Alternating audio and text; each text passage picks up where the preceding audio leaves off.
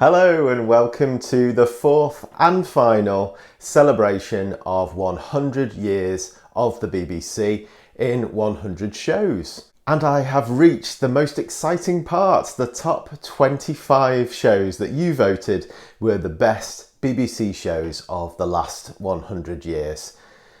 Any of these shows in the top 25 could probably top the list of many people's favourites, but there can be only one.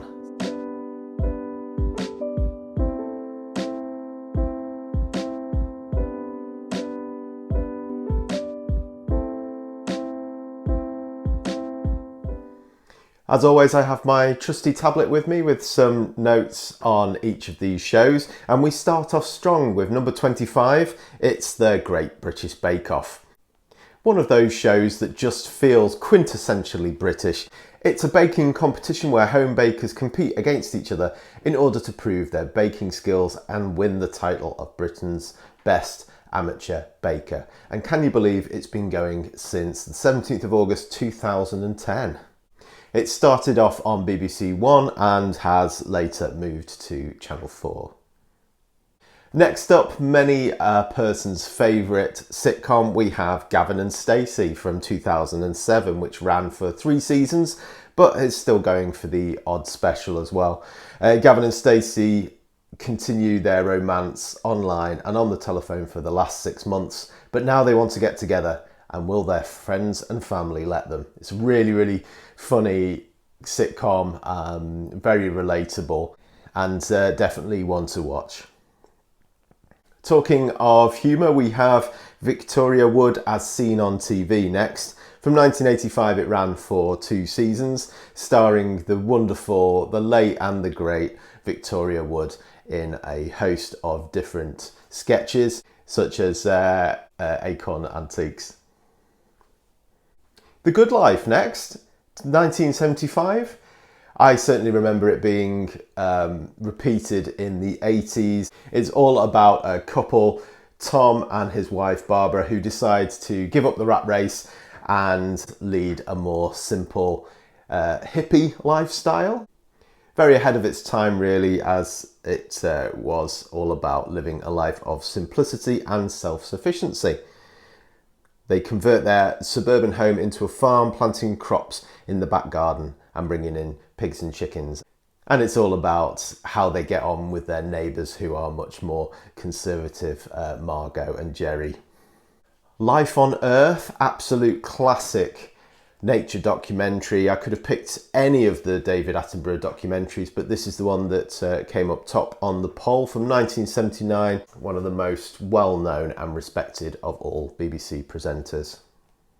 We're in 1971 next for the Old Grey Whistle Test. Superb music show, late night music show, which introduced so many people to so much great music. We're racing through and we're up to a panel show next. We're talking about QI from 2003. I think of QI as being fairly new, but it's been going for nearly 20 years now. Can you believe it? And you may well know it as being hosted by Stephen Fry, National Treasure, and it is now hosted by another National Treasure, Sandy Toksvig. It stands for Quite Interesting, and is a quiz show in which the correct answers are not necessarily the goal, but responding to the presenter's most obscure questions in a funny or interesting way will gain you points or lose points. Shooting Stars, a 90s classic panel show, Weird and Wonderful from Vic and Bob in 1993, and it ran for 5 seasons. It's one of those shows that shouldn't work but works amazingly well, taking that surreal humour of Vic and Bob and turning the panel show on its head. I was surprised at how low this one was. I mean, it's still pretty high. I think it's number 17. We have Only Fools and Horses. I was half expecting this one to win it, but we are still pretty high for the comedy sitcom that started in 1981 and went all the way to 2003. Comedy sitcom following 2 brothers who buy and sell almost anything, Del Boy of course, and Rodney. And I think, rather like some of the other classic sitcoms on this list, like Porridge, I think the reason why Only Fools and Horses works so well and has stood the test of time so well is that it also has that kind of pathos and emotion to it, as well as the funny scenes. Only Fools and Horses there. More surreal humour. Some would say where it started, that kind of surreal humour, apart from the Goons, of course, we have Monty Python's Flying Circus from 1969. Comedy group Monty Python depicts the peculiarities of British life with observational sketches, sight gags, racy humour and intellectual references to philosophical figures and literary personas. It's a lot more fun than that sounds. I would certainly start with the films, which are absolute musts. Holy Grail and Life of Brian. And The Meaning of Life is very good as well. Aha! It's Alan Partridge. I'm Alan Partridge next, 1997 sitcom, which ran for 2 seasons. Comedy from Steve Coogan's grotesque comic creation, Alan Partridge, the divorced man living in a travel tavern and desperate for a return to television. Another super long running panel show next. From 1990, running for 58 seasons and still going strong, it's Have I Got News For You? Celebrity contestants find themselves in the hot seat as they are quizzed on the latest news. And again, it's a lot more funny than that sounds. Starring the polar opposite pair of Ian Hislop and Paul Merton, it's an essential for any BBC fan to watch Have I Got News For You? Grotesque and surreal humour next. We have League of Gentlemen from 1999, which has run for 4 seasons and is kind of interesting because it combines horror and comedy, and I can't think of where that was done before. I'm sure it was done before, but it's certainly popularised by League of Gentlemen.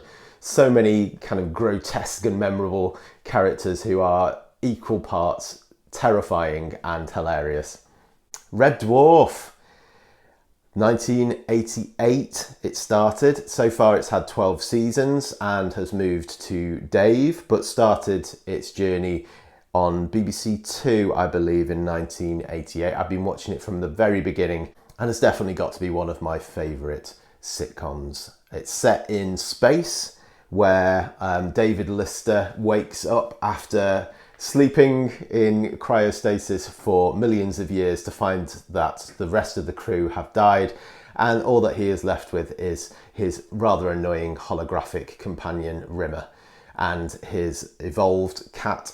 There really are some superb sitcoms on this list from the top 25. We have Blackadder next from 1983, starring Rowan Atkinson, who you may also know as Mr. Bean, and more recently Man vs. Bee. Blackadder is really clever, sardonic and instantly quotable. Running for 4 seasons and some specials as well. Starting in the court of Henry VII. Then we had probably my favourite, Blackadder 2, which is set in Elizabethan times. Then Blackadder 3, which was set in Georgian times, and Blackadder Goes Forth, which was set in World War One. And we are officially into the top 10. So, as I was saying before, I do believe that any of these shows could rank as number 1. At number 10, we have The Office. The Office is a sitcom set at the Warnham Hogg Paper Company in Berkshire, and I remember my dad saying that he couldn't watch this because it was too realistic in the way that it described an everyday office job. It's been so popular that it is, of course, spun over to America for an American version starring Steve Carell, but the original is the one that has made our top 10, as it was on the BBC, I think BBC Two, I think it was on, starting in 2001, and the final episode was 27th of December, the Christmas special, 2003. I was sure it was more recent than that. I'm getting old. But yeah, The Office is absolute essential viewing for any comedy fan. At number 9, we have Sherlock, starring Benedict Cumberbatch and Martin Freeman. as Sherlock and Dr. Watson. Dr. Watson, a former army doctor, finds himself sharing a flat with Sherlock Holmes, an eccentric individual with a knack for solving crimes. Co-written by Mark Gatiss of League of Gentlemen fame. It's a wonderful series of modern takes on the Sherlock Holmes mythos. Rick Mayall and Ade Edmondson are back. We have The Young Ones in at number 8, which was an anarchic comedy from the 80s, spearheading the alternative comedy scene and featuring some of the alternative comedy stars of the time, such as Alexei Sayle, Ben Elton, Rick Mayall, and Ade Edmondson, Nigel Planer, Christopher Ryan. Great, wacky, over-the-top comedy that was really revolutionary at the time in 1982. I certainly remember loving it as a kid and thinking it was hilarious. Life on Mars is next, 2006, running for 2 seasons, and of course it had the spin-off of Ashes to Ashes. Life on Mars, on paper, is one of those programs that you think, that will never work, that sounds ridiculous. It's essentially about a policeman who gets hit by a car, wakes up in a coma of sorts, and finds himself in 1973 and has to deal with all the archaic attitudes of the time. Like I say, it sounds ridiculous, but in practice it is one of the very best dramas that the BBC has created. Thanks in part to the wonderful actors, the direction, and the storyline. Definitely check out Life on Mars if you haven't already. More sitcoms. We have Ab Fab, or Absolutely Fabulous, from 1992, running for 6 seasons, starring the awesome Jennifer Saunders and Joanna Lumley. And now we're into the top 5, and the one that I probably would have picked as my top programme, just to show there's no cheating here. It made number 5, and it is Doctor Who. Doctor Who. How is this not number 1? Starting in 1963, it originally ran for 26 seasons before it was cancelled in 1989. And then there was a sort of failed film in 1996, but then it came back with a bang in 2005 with new showrunner Russell T Davies, who is returning to the show for its 60th anniversary. Can you believe 60 years of this classic sci-fi show? For anyone who's been under a rock for the last 60 years, Doctor Who is a classic science fiction programme with a cult following. The Doctor is an alien Time Lord, a time-travelling scientist from a far-off planet who travels through time and space in a ship known by the acronym TARDIS. In at number 4, we have Top of the Pops, a classic music programme, pop music programme that started in 1964 and has pretty much featured every notable performer since that time. It stopped running regularly in the early 2000s, but it keeps going from time to time with the Christmas special every year. Top 3 time, we have Fawlty Towers at number 3.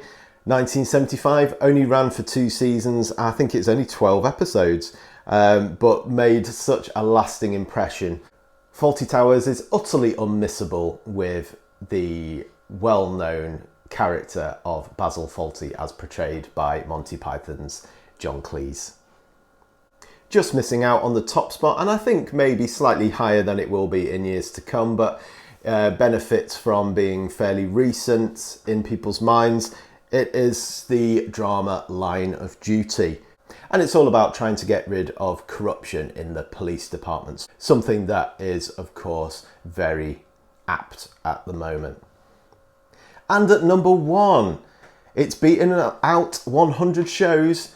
It's an absolute classic sitcom, and it is The Royal Family from 1998, which ran for 4 seasons and features the hilarious situations that revolve around a television-obsessed Manchester family, the Royals, comprising the family patriarch of Jim, his wife Barbara, and their kids Denise and Anthony. Anyone who's ever seen Royal Family, again, it has that perfect combination of comedy and tragedy, and it's definitely worth being up here in the highest echelons of the iconic BBC's shows. So what did you think? Did your top show make the top 10 or top 25 or even top 100? If not, I'd love to hear in the comments below which shows do you feel have been missing from this list. It's been an absolute pleasure to present this to you. Thank you so much for everyone who voted on the poll. And if you like these sort of videos, let me know by pressing the like button and the subscribe button below. Thank you for celebrating 100 years of the BBC with me, and until next time, take care.